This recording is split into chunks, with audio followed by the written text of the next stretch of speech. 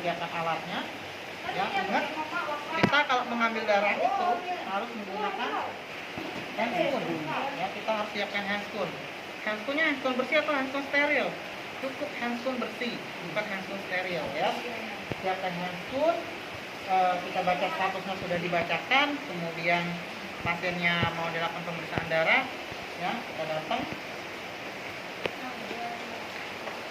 kemudian kalau misalkan kalau kita mau pakai dari ruangan, nah misalkan mau ngambil dari ruangan boleh, misalkan karena handscoon ini dia tidak tersedia di station ya, di ruangan pasien, jadi dia adanya di ruang perawat.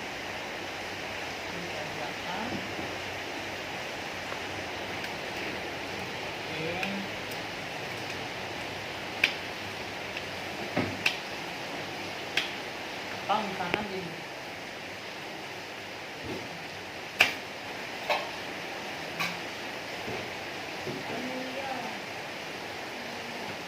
anggaplah ini box, apa namanya, bengkok, kom ya, yang ada buat ambil obat itu. Nanti kita siapin step. Ini stepnya baru nggak? Baru ini jalurnya masih baru ya, jadi kamu jangan takut. Alkohol swab enggak? Alkohol swab ada? Apa saja yang harus kita persiapkan alatnya untuk pengambilan darah? 1. Jarum suntik. Jarum suntiknya adalah jarum suntik yang masih tertutup rapat, artinya belum terkontaminasi ataupun belum terpakai dengan yang lain.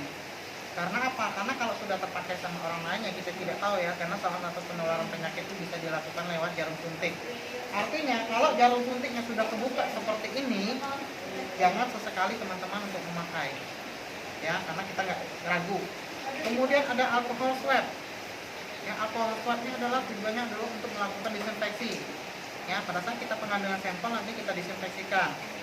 Kemudian kalau misalkan ada yang kasabuletan itu, di rumah sakit itu sekarang sudah ada pakai kasabuletan, tinggal ditempel seperti itu. Tapi karena kita nggak ada, cukup pakai kasa alkohol swab sama ini aja nanti ya. Apa ini namanya, dipapek ya. Sarung tangannya yang bersih, nggak usah yang steril, cukup yang bersih saja. Sama tabung darah ya. Tourniquet juga, sama tourniquet juga ya. Kemudian perinteraksinya kita siapkan alat ya. Perinteraksinya apa saja tadi kita siapkan alat, baca dokumentasinya, baca rekam medisnya, apa saja pemeriksaan yang mau dilakukan ya, sama pasiennya siapa. Jadi sekarang ceritanya saya adalah mau melakukan tindakan pemeriksaan penunjang pemeriksaan darah, kadar gula darah puasa ya. Saya siapkan alatnya, saya baca rekam medisnya Bapak Andi, mau dilakukan pemeriksaan kadar gula darah puasa setelah puasa 8 jam. Oke, lihat dulu ya. Kemudian saya dekatkan alat, kemudian saya datang ke ruangan pasien, saya tutup horden ya, saya jaga privasi pasiennya. Oke, selamat siang Bapak. Siang, saya perkenalkan Pak ya, tadi kita sudah ketemu ya Pak ya. Nama saya siapa Pak tadi? Pak Sapri. Oke, tadi kita sudah ketemu ya tadi ya. Sama Bapak tadi siapa? Bapak Andi. Oke, saya cuma klarifikasi aja ya, saya cuma mengklarifikasi aja nama Bapak. Maksudnya nggak usah disebutin, tapi tujuan saya itu hanya untuk mengklarifikasi nama Bapak itu ya, ini benar Pak Andi. Karena memang prosedur kita melakukan identifikasi pasien adalah kita paling melakukan tindakan kita identifikasi, baik itu secara verbal apa yang saya omongkan, ataupun secara visual dengan cara apa? Saya melihat gelang si pasien. Benar, saya sudah tahu dari station ini Bapak Andi, karena saya sudah pernah ketemu sama Pak Andi. Saya baca gelangnya, oke, ternyata Pak Andi lahirnya tanggal segini ya.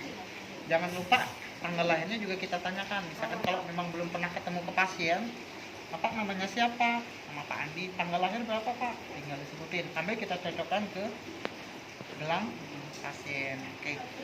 Selamat pagi Pak ya. Selamat siang Pak ya, karena tadi kita pagi.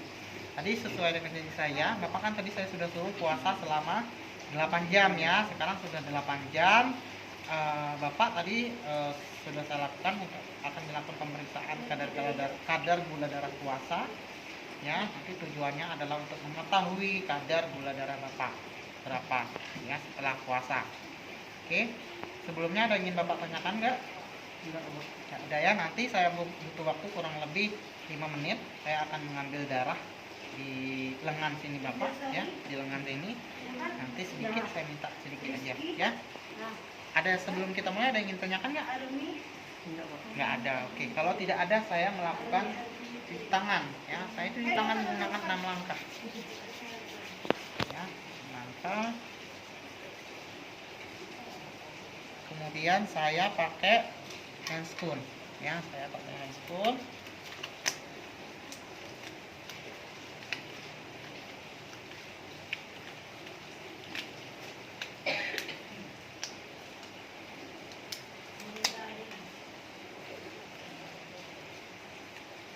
Nanti agak sedikit sakit Pak ya, kalau sakit banget sih enggak sih Pak, paling pada saat itu kalau menjadi dikit sakit.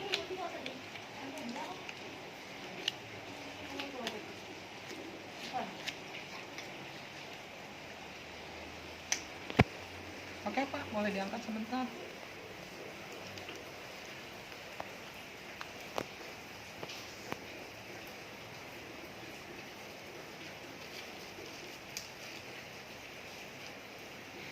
Ingat, untuk tabung darah ini ya, tabung darah ini nanti ada 3 warna, ada merah, ada kuning, ada biru.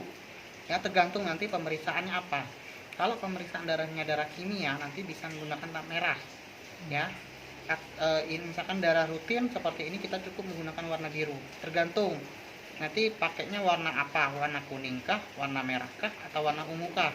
Tergantung jenis pemeriksaannya. Kalau misalkan ini kadar gula darah puasa, nanti kita pakai yang kuning. Anggaplah ini yang kuning ya.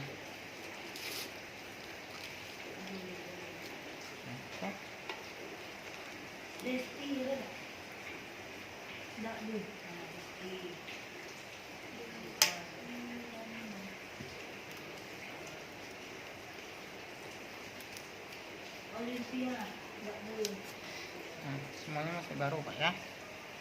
Oke. Ingat, pada saat kita melakukan disinfektan, jangan sesekali teman-teman menguyak-uyak seperti ini. Ya, cukup boleh secara sirkuler seperti ini atau secara garis seperti ini. Tidak boleh yang diputar-putar.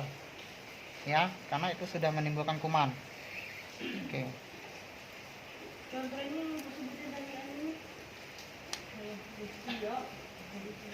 Bapak, saya suntik ya. Nanti tarik nafas dalam ya, jangan ditarik ya. Ketika saya sekarang rasa nggak nyaman, tarik nafas dalam aja.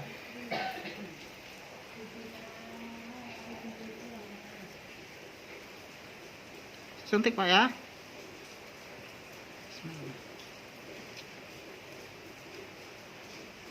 Cukup nih darahnya ya.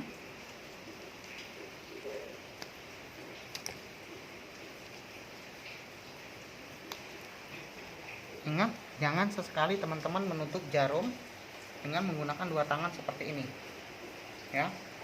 Menutup jarum prinsipnya harus one hand, artinya harus menggunakan 1 tangan.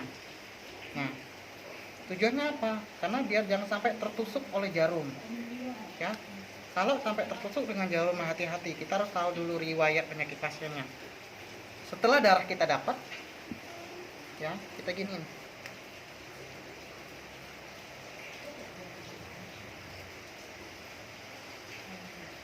Darah pun jangan nanti langsung disemprotkan ya, dia harus kita alirin lewat tabung, lewat dinding tabungnya ya. Kenapa? Karena darah ini nanti bisa lisis ya, lisis.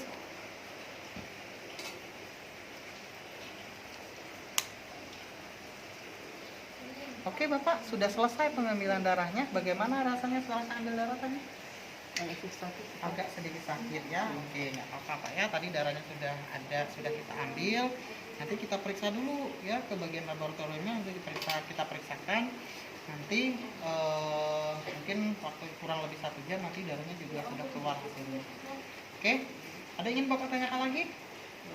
Nggak ada? Oke, kalau nggak ada saya akhiri Pak ya. Selamat istirahat, terima kasih sekali atas kerjasamanya tadi. Nggak apa-apa, jadi ketika kita mau komunikasi ke pasien, komunikasi terapeutik itu tidak hanya dalam bentuk lisan, tapi dalam bentuk bahasa tubuh, artinya dengan sentuhan ya, dengan posisi tubuh dan lain sebagainya, itu juga sangat mempengaruhi. Oke, kalau misalkan tidak ada lagi, nanti 1 jam lagi saya datang ke sini untuk memberitahukan hasilnya bagaimana untuk pemeriksaan darah, kadar gula darah Bapak puasa tadi. Ya, oke lah, kalau nggak ada, selamat istirahat Bapak. Ya, kalau ada apa-apa nanti silakan panggil saya di nurse station. Ya, oke. Oke, selamat siang Bapak.